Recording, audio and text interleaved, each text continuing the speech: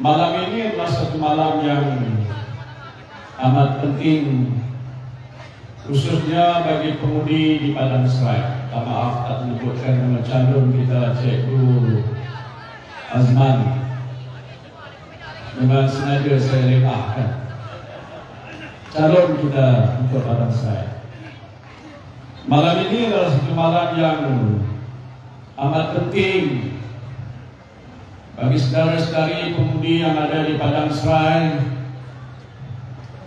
untuk nantinya mendapat panduan dan nasihat yang amat berguna untuk saudara membuat keputusan penting pada 7 hari bulan yang akan datang ini, yaitu hari untuk pemudi-pemudi yang ada di sini untuk keluar mengundi dan memilih calon untuk mewakili parlimen di Padang Serai.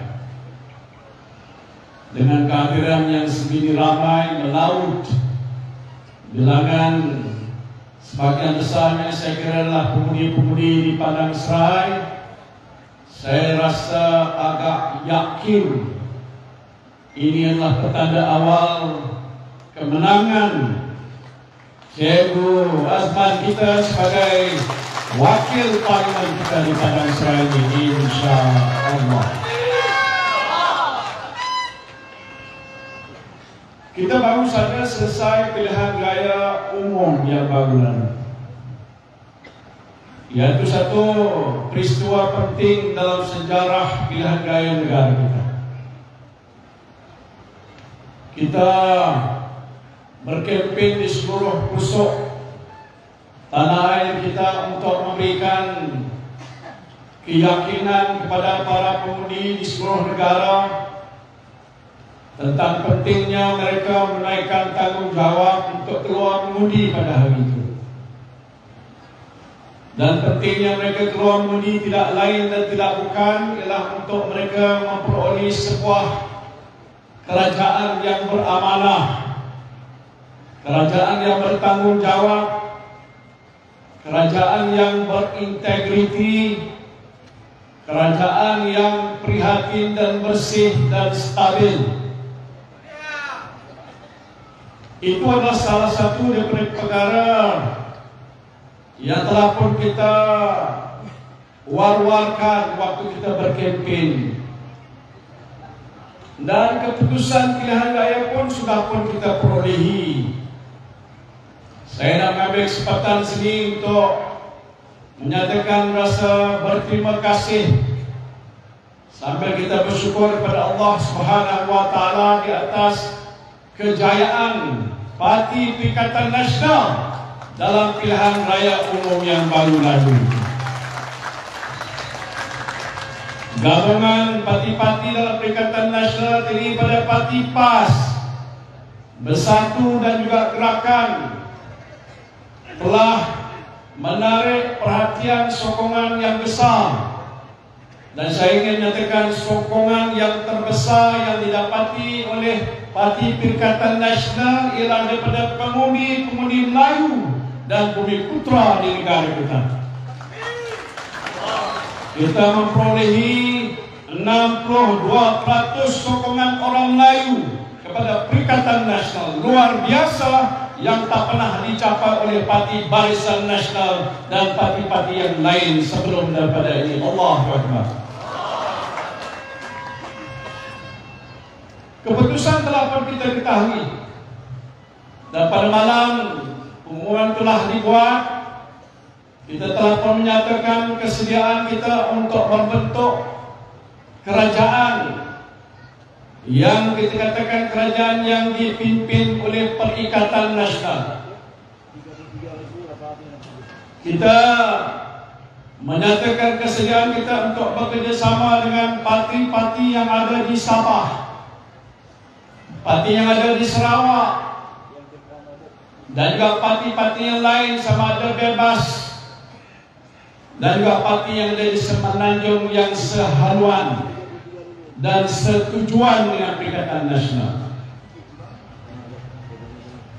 Maka itu selepas pilihan raya itu diumumkan, dan kita rasa bahawa kita telah mendapat sokongan yang besar bukan setakat gandingan kita dalam Perikatan Nasional daripada dua parti yang saya sebutkan tadi, tetapi juga sokongan rakan-rakan kita yang ada di negeri Sarawak. Parti GPS, gabungan parti-parti Sarawak yang dipimpin oleh sahabat lama saya, Tan Sri Abang Johari, Premier Sarawak. Premier Sarawak menyatakan mereka akan memberikan sokongan yang padu kepada saya selaku Perdana Menteri dengan adanya 22 ahli parlimen daripada GPS ini. Alhamdulillah. Kita juga mendapat sokongan daripada parti yang ada di Sabah, parti GRS, yang di dalamnya adalah terdiri pada Parti Bersatu yang saya pimpin, tapi bergabung dalam satu gabungan baru yang dinamakan Parti Gabungan Rakyat Sabah GRS, bersama-sama dengan rakan daripada Parti Star, dan juga ada dua daripada ahli parlimen itu daripada Parti Bebas, dan ada satu parti baru di sana. Kesemuanya ini termasuk sebahagian daripada ahli parlimen Parti Barisan Nasional yang memangnya sejak dahulu saya tahu memberikan sokongan secara senyap kepada kita. Jumlahnya 10 bilangannya, dicampur semuanya sekali, kulluhum ajma'in, menjadi 115 ahli parlimen yang menyokong saya dan Perikatan Nasional untuk membentuk kerajaan Perikatan Nasional. Ini sejarah. Saya tahu rakan belakangku rasa gerun nanti saya sebut apa. Tak apa. Ini sejarah. Hanya beberapa minggu yang lalu,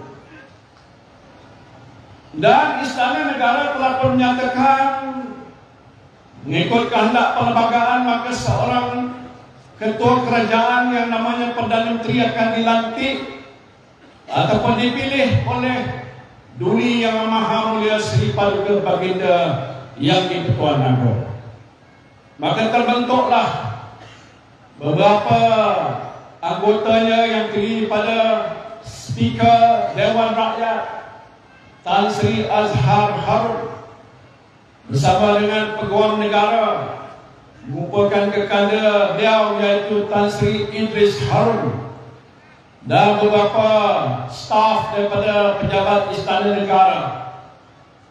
Dan Speaker Dewan Rakyat telah mengeluarkan satu surat dan kenyataan yang telah dihantar pada semua ketua-ketua parti yang bertanding dalam pilihan raya, menyatakan kalau ada di kalangan parti-parti ini seorang pemimpin yang nak dinamakan sebagai Perdana Menteri, maka dia telah menyatakan inilah peraturan-peraturan yang mesti dipatuhi, iaitu ahli-ahli parlimen yang nak menyokong sesiapa yang nak menjadi Perdana Menteri mestilah menyediakan akuan bersumpah.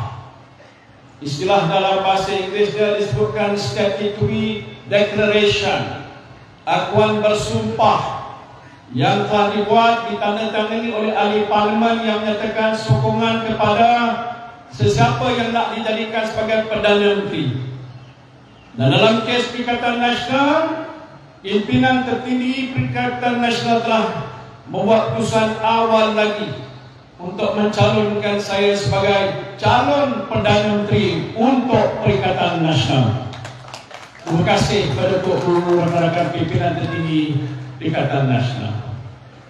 Itu telah pun dikeluarkan sebagai suatu arahan, dan disebutkan lagi kalau nak dilaksanakan dan nak menyerahkan apa-apa dokumen, termasuklah statutory declaration yang disebutkan tadi, dengan surat yang akan disediakan oleh pihak ketua-ketua parti, maka ianya hendaklah dikemukakan menerusi online, WhatsApp ataupun apa-apa cara, tetapi tidak secara bersemuka, dikemukakan pada 21 hari bulan November dan tidak lewat daripada jam 2 petang pada hari yang tersebut. Itu arahan bertulis yang mesti dipatuhi oleh sesiapa pemimpin parti yang nak menawarkan diri untuk menjadi Perdana Menteri. Dan ini telah pun saya lakukan, disokong dan dibantu oleh rakan-rakan pimpinan tertinggi untuk menyediakan sejumlah 115 buah statutory declaration. Untuk makluman saudara sekalian, negara kita ini mempunyai seramai 222 ahli parlimen. Macam sekarang ini kita tak menunggu, insya-Allah Cikgu Asman akan jadi ahli parlimen di Padang Serai. 222 ahli parlimen. Kalau sekiranya seseorang itu nak mencalonkan dirinya menjadi Perdana Menteri, dia mesti memiliki tidak kurang daripada 112 ahli parlimen yang cukup. Saya sudah ada 115 ahli parlimen yang menyokong, disokong dengan statutory declaration, dokumen yang sahih yang disaksikan oleh Commissioner of Oath. Dan saya telah pun mengemukakan segala dokumen itu kepada pihak Istana Negara. Jam 1.28 petang. Kalau ikut convention di negara seperti Britain, bila mana dia berhadapan dengan masalah hang parlimen ataupun keadaan parlimen yang tergantung, di mana tidak ada parti-parti yang mempunyai sejumlah bilangan yang mencukupi untuk membentuk kerajaan, dia lakukan hal seperti yang saya sebutkan tadi, iaitu untuk menyediakan dokumen 115 tadi. Maka di negara itu dia akan nanti dipanggil untuk menghadap raja ataupun ketua negaranya untuk mengangkat sumpah menjadi Perdana Menteri. Saya sebutkan ini bukan kerana apa, bukan rasa kecewa pun tidaklah sangat.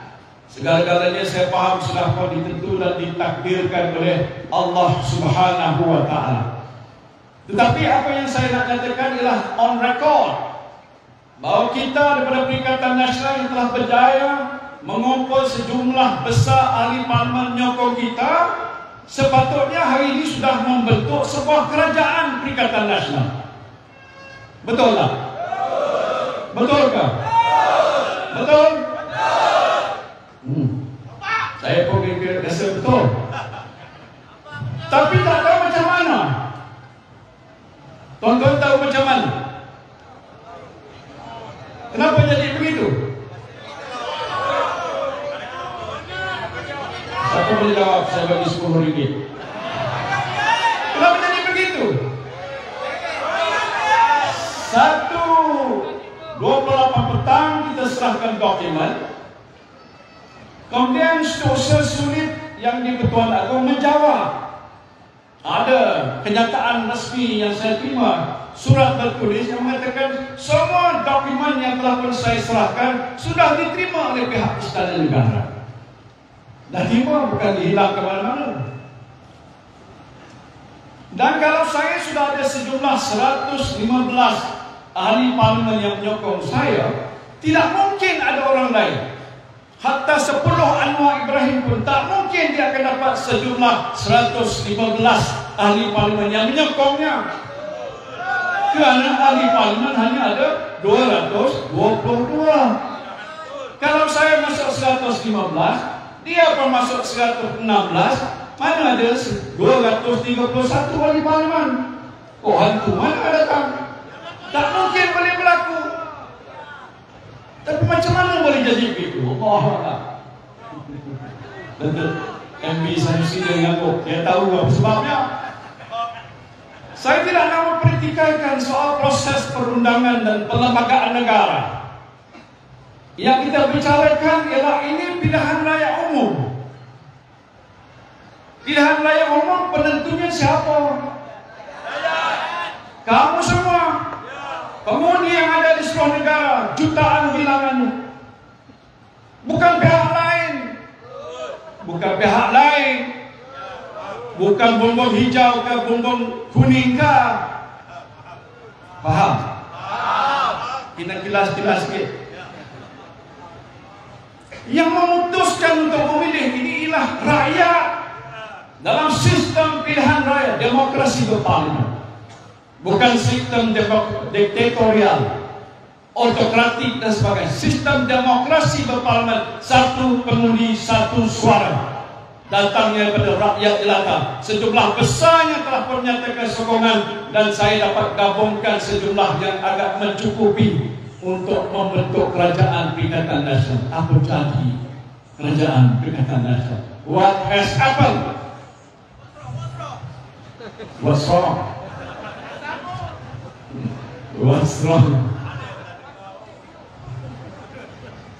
Tapi saya tak nak membicarakan soal seperti itu. Saya nak merekodkan hakikat dan kenyataan bahawa kita telah menyempurnakan segala keperluan ikut peraturan yang telah ditetapkan oleh Istana Negara dan oleh Yang di-Tuan Agong.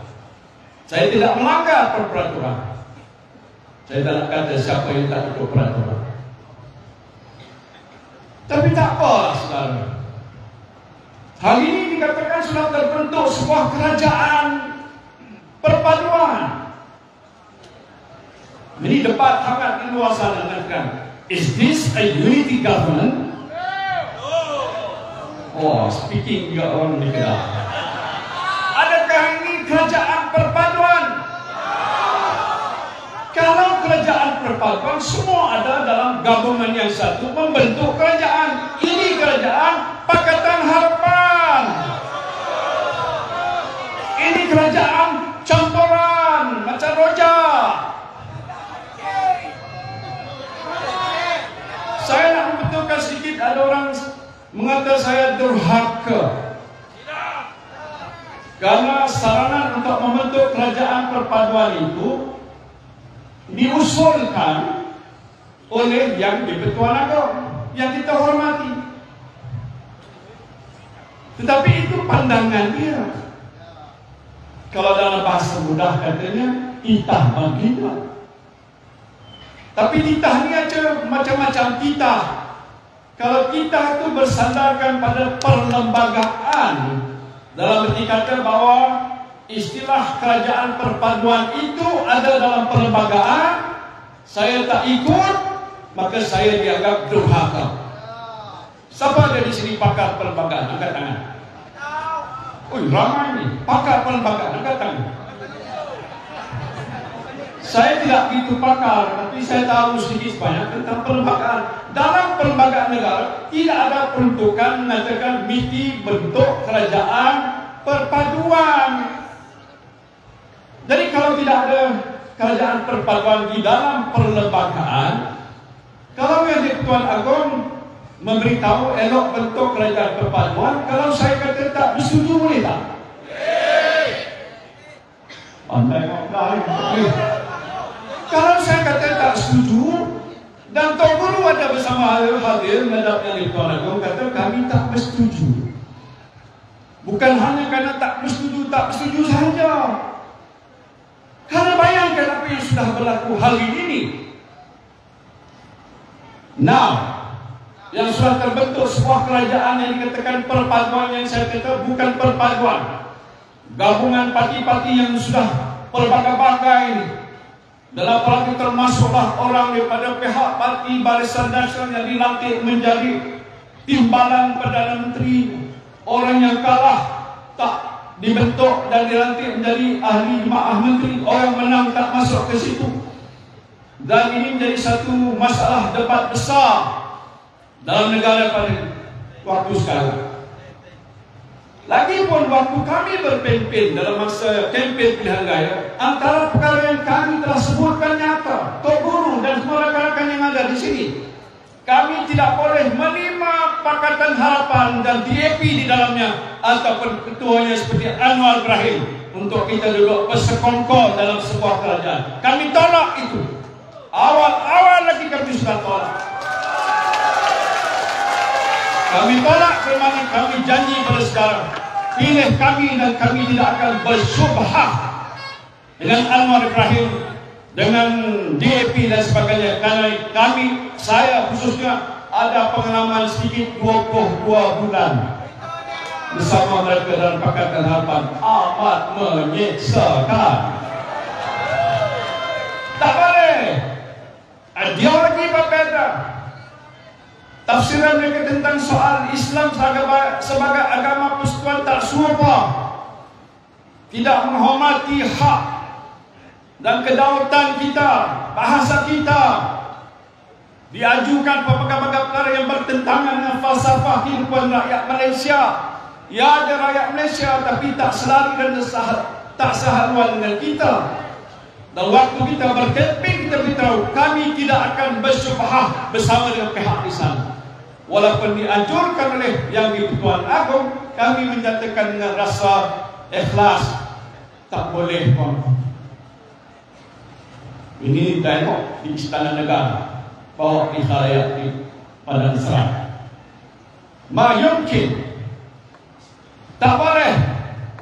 Pasal saya sebutkan pada tuan-tuan, kalau kami bersama di sana, tuan-tuan, pilihan raya yang ke-16 akan datang, kami semua akan hanyut bersama-sama dengan orang Melayu, Islam dan lainnya akan tolak kami dan kami akan kalah. Betul. Saya minta maaf menceritakan sedikit. Ini bukan mukadimah sampai subuh boleh. Saya jelaskan ini bukan kenapa. Yang ada dalam perlembagaan yang disebutkan ialah minority government. Apa dia minority government? Minority government makna satu gabungan parti tidak punya sejumlah minimal 112, kurang daripada 112. Anwar Ibrahim dapat berapa? 86. 82.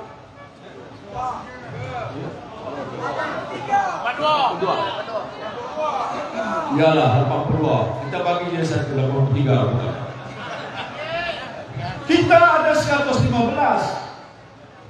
Kalaupun Barisan Nasional Ganti kami tidak sokong, tarik 10 berbagi 105. Mana lebih besar? 105 ataupun 86? Siapa pergi sekolah? Angkat tangan.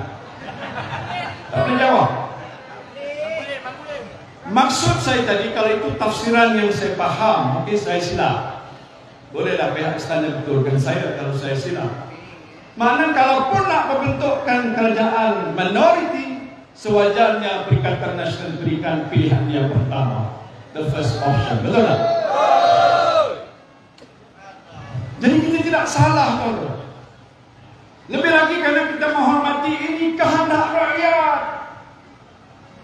Rakyat mahukan kita, dan kita berupaya untuk berikan segala apa yang rakyat mahu. Bukan janji satu buat satu, janji satu bohong sana bohong sini, makan keliling, tak pegang dan tak beristiqamah dengan janji yang telah dibuat pada rakyat jelata. Inilah kerajaan Pakatan Harapan yang kita saksikan pada hari ini. Dia kata kita kempen pilihan raya ni pakai duit judi. Kok dia kok? Saya tak nak kata, tapi ada maklumat kata kok dia kok. Kami ni pemimpin ni dah haram judi, sana haram judi, haram judi. Habis nak ambil duit judi, nak urus pilihan raya kerana kami dah sakit dan tak ada duit. Wallahi kami takkan lakukan perkara-perkara yang haram seperti itu. Takkan lima walau sesin pun sumbangan pada mana-mana pihak gaming company. Hanya kalau kami nak duit haram. Tapi kami pun ada kawan, tak ramai sikit-sikit untuk bantu. Hak dia apa dapat juga, hak sana apa dapat juga. Kalau kami dapat, apa dapat, kesuatu dapat, takkan dapat salah kan? Ikut juga tak salah. Yang Anwar Ibrahim Perdana Menteri boleh buat tuduhan, ini tuduhan berat. Baru naik hari ini kabinet dah buat tuduhan. Kemudian dia tuduh saya, mana pergi wang 600 bilion yang Datuk Sanusi sebut. Dia tak jaga, dia kata 600 bilion tak tahu. Waktu saya jadi Perdana Menteri, kita belanja 530 bilion. Tak jauh daripada 600 bilion tu. Untuk apa, tuan-tuan? Untuk membantu nasib rakyat yang berhadapan dengan masalah COVID dan ekonomi. Betul tak? Dalam majlis ini siapa yang tak dapat vaksin? Angkat tangan. Tak dapat vaksin. Kenapa? Dia pakai hijau.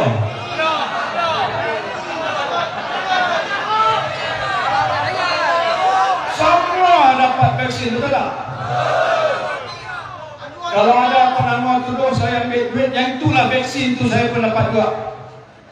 Free kan? Nah itu saya ngaku. Kalau tuan-tuan tak ngaku, bohong. Sebab itu kena undi pada calon kita. Kita belanja untuk menolong rakyat susah. Dan semuanya dibuat ikut peraturan. Anwar Ibrahim dalam Parlimen duduk di sebelah pembangkang. Beberapa rang undang-undang yang telah pun dibentangkan di Parlimen untuk dapat kelulusan, termasuk rang undang-undang COVID, tambahan peruntukan, semuanya kulluhum ajmain halalun thayyibah, diluluskan oleh kerajaan.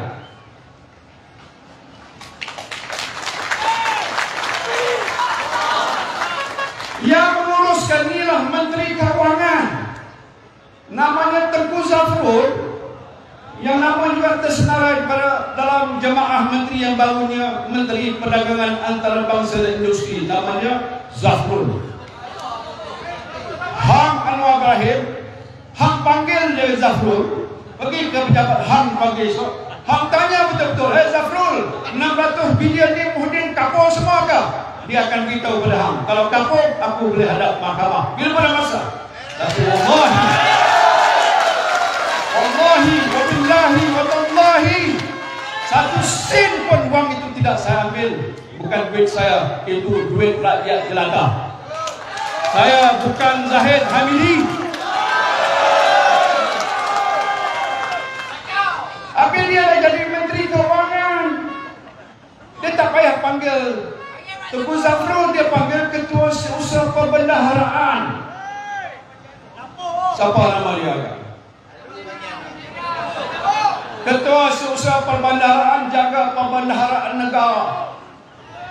Bila dah diluluskan Ketua Seusaha Perbendaharaan, orang yang dikata pengawal keuangan ini, bila nak belanja, nak buat macam mana, ikut yang telah pun dipersetujui oleh Parlimen dan ditetapkan oleh kerajaan. Nak bagi bantuan prihatin, duitnya kasih itu. Nak beri bantuan, apalagi penjagaan wage subsidi ada di situ. Tetapi ini dikatakan 8 pakej rangsangan, bukan semuanya duit kerajaan Anwar. Hak ni cakap dia ke sana. Bukan duit ni duit kerajaan, dia pakej rangsangan. Bahasanya pakej rangsangan untuk merangsang ekonomi negara, kesihatan rakyat. Yang dikeluarkan oleh kerajaan hanya lebih kurang 80 bilion sahaja. Yang dalam pakej ini 530 bilion. Sebagai contoh, untuk diberikan moratorium. Kalau siapa sini ada berniaga, waktu saya dulu banyak datang minta jumpa saya, dia kata, Tan Sri boleh beritahu bank tak? Kenapa? Saya berniaga susah, tapi kena bayar duit bank tiap bulan. 1 bulan 10,000. Tapi sekarang ni dah jatuh, tak ada berniaga, bank minta duit 10,000. Boleh tak Tan Sri minta tolong tangkap dengan bank, beritahu bank negara supaya bank ni jangan pungut duit aku lah. Hang tunggu dululah. Berapa lama? 6 bulan aja. Itu yang saya luluskan. Kita bersetuju bawa bank negara, semua bank-bank bersetuju, bukan duit kerajaan. Itu bukan duit kerajaan, duit bank. Kalaupun bank keluar 100 bilion, dia masuk daripada 530 bilion, itu bukan duit kerajaan. Aku beri lecah Menteri Keuangan ke. Kemudian pada waktu itu ramai orang susah. Macam orang Kedah dah kata jumpa saya, Tan Sri boleh tak bagi keluarkan KWSP. Itu bukan duit kerajaan, duit tuan-tuan. Tapi tak boleh keluar sini kecuali kerajaan setuju beritahu KWSP. Keluarkanlah. Jadi kalau keluarkan kata 20, 30, 50 ke 100 bilion, itu bukan duit kerajaan, itu duit rakyat yang kita benarkan. Faham? Allahai, Brother Anwar tak faham.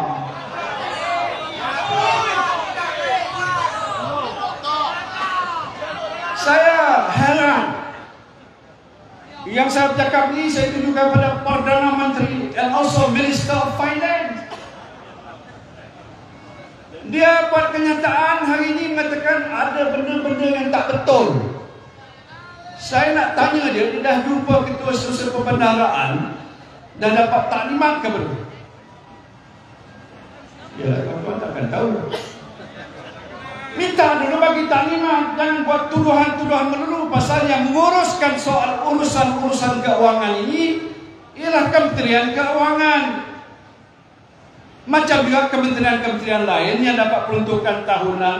Kerajaan negeri pun ada peruntukan, tiap-tiap esko ada peruntukan, jabatan ada peruntukan.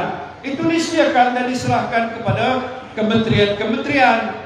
Kadang-kadang ada sedikit sebanyak kelemahan, ada audit, buat query, kena jawab. Kalau ada apa-apa hal yang betul, kena betulkan.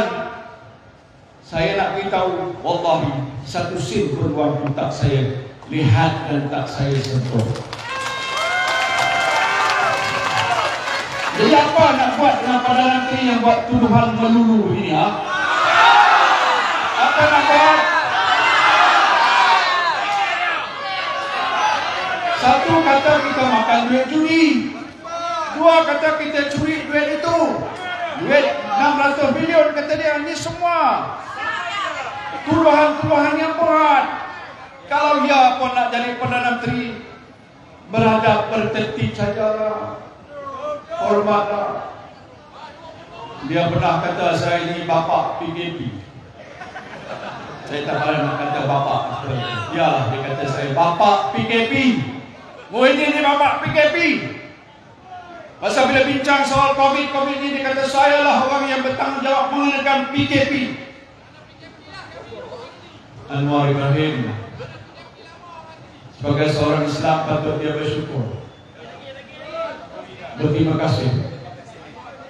La in syakartum la azidannakum wa la in kafartum inna azabi lasyadid. Kalau kamu bersyukur atas segala nikmat yang aku kurniakan kepada kamu, nanti aku akan tambah.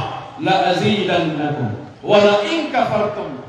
Kalau kamu kufur akan nikmatku, inna azabi lasyadid. Azabku yang paling pedih. Saya sebutkan itu bukan kenapa. Sepatutnya Anwar Ibrahim mengucapkan terima kasih, walaupun saya tak minta.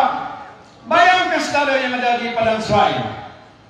Kalau waktu kemuncak kes COVID, MB duduk pada duduk hadap ini apa nama Google.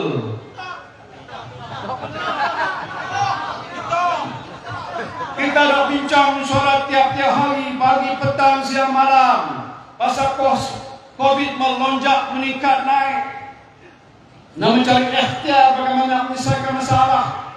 Antara keputusan yang agak luar biasa yang kita lakukan ialah untuk mengenakan PKP di seluruh negara. Bayangkan kalau di Padang Serai kita tak mengenakan PKP, orang Padang Serai ini duk seriau. Seluruh Padang Serai ke sana kemari, kulit bandar baru, kulit tak baru semua, high tech pack, low tech pack, apa sekali. Dia tak pergi mana-mana, dia tak duduk kat rumah. Kalau waktu COVID ada 10 orang mati, tuan-tuan tahu kalau tak ada PKP berapa orang mati? Allahu a'lam. Pastinya ramai akan terjadi. Jadi jangan persoalkan benda yang telah pun kita lakukan, dan saya nak sebutkan sini dunia mengiktiraf peranan yang telah dimainkan oleh Kerajaan Perikatan Nasional menguruskan masalah COVID dan ekonomi dalam tempoh 2 tahun yang lepas. World Health Organization, Badan Pertubuhan Kesihatan Sedunia, mengakui langkah kerajaan Malaysia mengambil tindakan mendapatkan vaksin antara yang terpantas di rantauan. Indonesia tak menunggu lebih setahun tak dapat vaksin. Kita 7 bulan sudah dapat vaksin. Saya orang yang pertama disuntik dengan vaksin. Bangga saya. Bukan duit saya, duit tuan-tuan. Saya pun ada sikit kasih. Ini pernyataan tentang tindakan keberkesanan yang telah kita ambil untuk menyelesaikan masalah rakyat. Baru-baru ini waktu Perdana Menteri baru kita telah mengangkat sumpah, 2-3 hari lepas tu dia panggil satu mesyuarat. Siapa? Sanusi yang sebut tadi tak? Dia panggil ni nak membincangkan masalah bagaimana nak menguruskan kos sara hidup yang meningkat. Waktu itu jemaah menteri ataupun kabinet belum ditubuhkan tadi. Yang aneh luar biasa, dia panggil mesyuarat pegawai saja yang ada. Hak menteri belum dilantik. Tapi nak menunjukkan kehebatan Anwar Ibrahim, dia panggil mesyuarat dulu. Dia bincang tak tahu apa lama. Tapi apa keputusannya? Keputusannya dia arah pada pegawai-pegawai bagi tempoh 2 minggu untuk kemukakan jalan. Apa Perdana Menteri macam itu? Tuan-tuan semua boleh jadi Perdana Menteri macam itu kan? Bagi mesyuarat suruh pegawai buat kerja. Hak Perdana Menteri yang ada otak ni dia buat apa?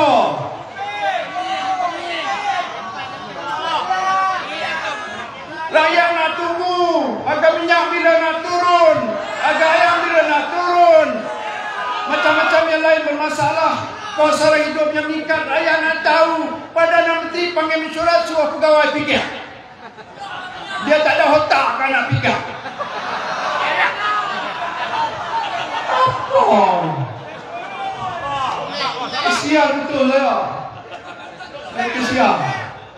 Saya lain tuan-tuan. Saya dah janji dalam masa kempen hari pertama kita mensolat jemaah menteri. Tuan Ibrahim dah tentu ada. Saya apa mungkin insyaAllah kita lantik juga menteri pada orang Cina. Kita pernah bincang. Saya kata kalau hari pertama saya duduk mensolat, saya beritahu apa yang telah pun kita putuskan sebagai manifesto kita akan laksanakan seterusnya secepatnya mungkin.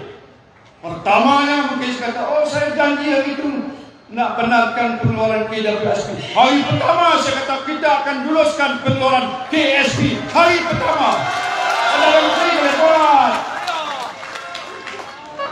Keduanya, waktu kita susah, waktu kempen dulu ramai orang penjaga datang balik. Dia minta saya tangsi boleh sambung lagi kak, moratorium. Saya kata kenapa moratorium dulu dah bagi? Hak tak cukup. Penjaga masih susah. Bank masih tuntut, saya tak boleh dah bayar. Kalau tidak saya bankrupt. Saya kata okey, insyaAllah aku menang. Hari pertama nanti aku beritahu Governor Bank Negara. Hei Governor Bank Negara, ikut arahan Perdana Menteri, beritahu semua bank bagi moratorium 6 bulan lagi. Boleh tak buat? Boleh? Boleh. Anwar Ibrahim dah berapa lama jadi Perdana Menteri?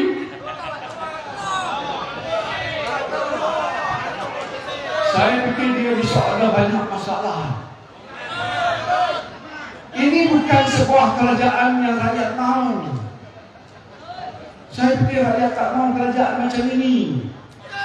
Dicemuh oleh seluruh dunia. Seluruh dunia kata apa hal Anwar Ibrahim. Dia lantik timbalan Perdana Menteri orang yang ada kes yang banyak. Tuduhan 47 petuduhan yang belum selesai. Bayangkan besok Zahid ada kat sini malam ni. Dah tidak masa nanti. Mahkamah dia panggil dia. Pasal kes tak selesai lagi. Dia akan naik sana.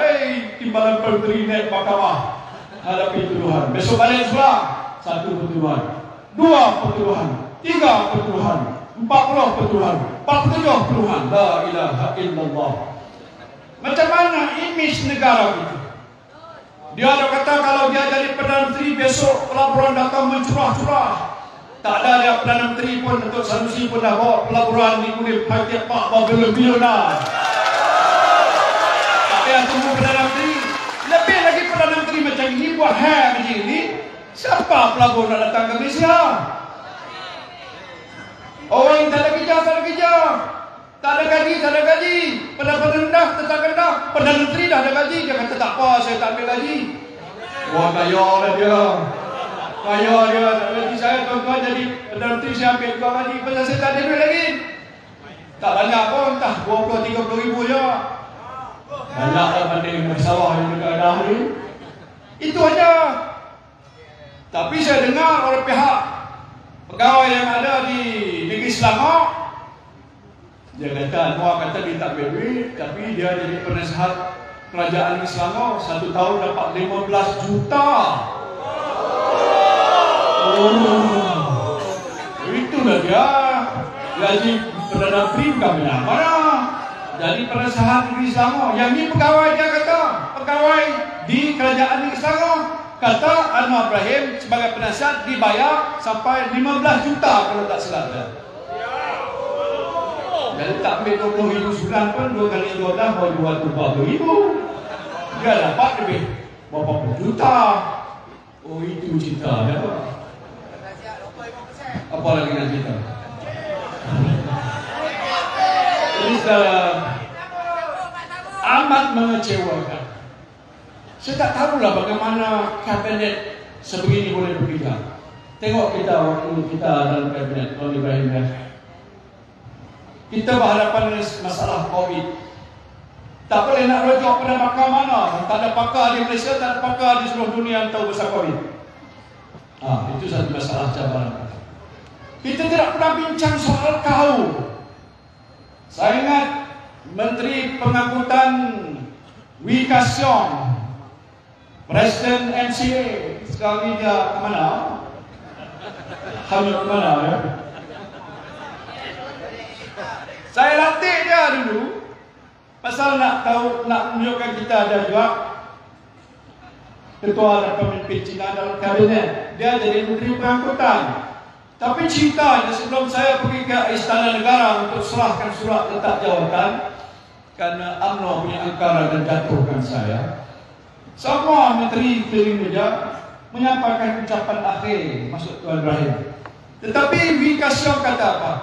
Dia kata, Sir, I have been in cabinet many times. Saya telah berada dalam kabinet berkali-kali. Tapi inilah saja pertama kali dalam sejarah kabinet ini tidak membincangkan soal kaum. Tepuk tangan. Bukan makna kita tak sayangkan bangsa kita. Tapi waktu berhadapan dengan kesusahan yang begitu besar sekali, daif kita menghadapi COVID, saya tak pernah tanya bagi orang Melayu, bagi cocok vaksin dulu. Ya, saya rasa Perdana Menteri waktu itu nak yakinkan rakyat vaksin okey, saya pergi dulu. Lepas itu tak kira siapa, Cina, Melayu, India, Siam mana. Kerana mereka ada di Malaysia, mereka dapat layanan yang saksama. Bila saya menyediakan peluang untuk membaiki ekonomi negara waktu terkesan masalah COVID, kita tak bincang soal kaum. Kita bincang macam mana nak mendorong rakyat. Walaupun rakyat terbesar yang berniaga adalah orang Cina. Saya tak bangkitkan itu soal perekaman. Mereka minta tolong saya dan kita bagi dengan moratorium. Kita bagi mereka dengan bantuan wage subsidi dan bantuan-bantuan lain. Kita tak tanya mereka siapa. Pasal kalau mereka jatuh dan ekonomi runtuh, negara kita juga akan jatuh. Itu strategi kita. Jadi saya nak sebutkan itu sikap adil, bertimbang rasa, berbudi pekerti, berbahasa, nilai agama, hukum. Ini menjadi pertimbangan penting dalam kerajaan Perikatan Nasional. Dan kita janji dan jamin insya-Allah bila sampai masanya Allah izinkan Perikatan Nasional kembali semula untuk mentadbirkan negara, itulah dasar keadilan, dasar bersih, dasar prihatin yang kita akan laksanakan. Tak apalah, puasa kali ini kita duduk begini saja, hanya memerhati apa yang mereka yang ada di sana dan kerajaan pimpinan Anwar Ibrahim akan lakukan. Kita hanya mendoakan mudah-mudahan negara kita kekal aman, makmur dan sejahtera. Rakyat susah akan turun dibela. Itu doa kita. Tak kira siapa yang memimpin negara, tapi yang penting ialah kita dan jamaah kita dalam Perikatan Nasional mesti kokoh dan kuatkan semangat dan tekad dan azam kita. Cabaran pada 7 hari bulan ini penentu. Referendum orang yang ada di Padang Serai menunjukkan pada dunia dan Malaysia sekalian bahawa kita bersama-sama Perikatan Nasional dan menentukan kemenangan kita pada calon kita yang ada di sini.